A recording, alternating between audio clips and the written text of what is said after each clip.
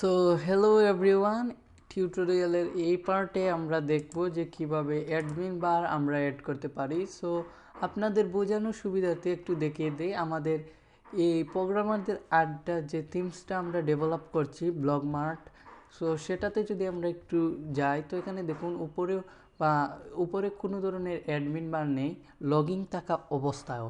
কিন্তু আমরা যদি একটু আমাদের ড্যাশবোর্ডে যাই তখন কিন্তু এখানে একটু লক্ষ্য করুন, এখানে কিন্তু আছে আমাদের নাম দেখাচ্ছে এখানে, এবং এখানে নিউ পোস্ট এবং আমাদের অন্যান্য যেসব দরকারি টুলস আছে সো এখানে উপরের দিকে শো করছে। কিন্তু আমাদের যে ডিফল্ট থিমস আছে যেটা আমরা ডেভেলপ করছি সো সেটাতে কিন্তু এখানে কোনো রকম আমাদের অ্যাডমিন বার শো করছে না। সো কীভাবে আমরা সেটা অ্যাড করতে পারি চলুন দেখে নেই।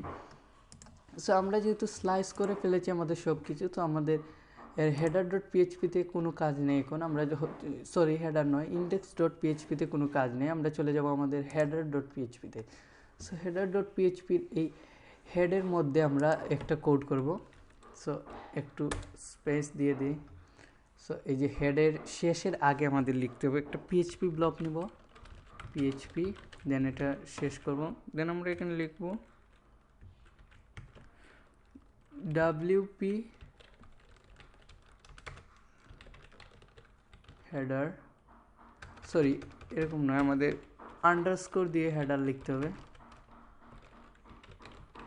হেডার, দেন ফার্স্ট ব্র্যাকেট দিয়ে আমরা সেমিকোলন টানবো এবং এটাকেই কপি করে নিচ্ছি। আবার মনে রাখবেন হেডের শেষের আগে আমাদের দিতে হবে, না হলে কাজ করবে না। এবং একটু নিচ দিকে চলে যাই। সো এখন আমাদের এখানে যেহেতু শেষ হয়ে গেছে এটাকে একটু সেভ দিয়ে দিচ্ছি। আমাদের footer.php-তে যেতে হবে।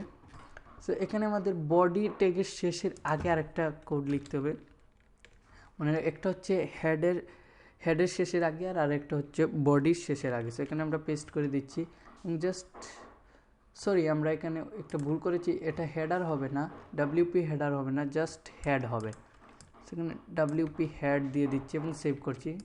এবং এখানে জাস্ট আমাদের WP হেডের বদলে এখানে আমরা লিখে দেবো ফুটার। ওকে, সো WP ফুটার, দেন এটাকে আমরা একটু সেভ করে নিচ্ছি। এবার যদি আমরা যাই এখানে একটু রিলোড দিই, দেখুন আমাদের সবগুলা মেনু কিন্তু এখানে চলে এসেছে, কিন্তু লগ আউট থাকা অবস্থায় এটা আসবে না। একটু লগ আউট করে নিই আমরা।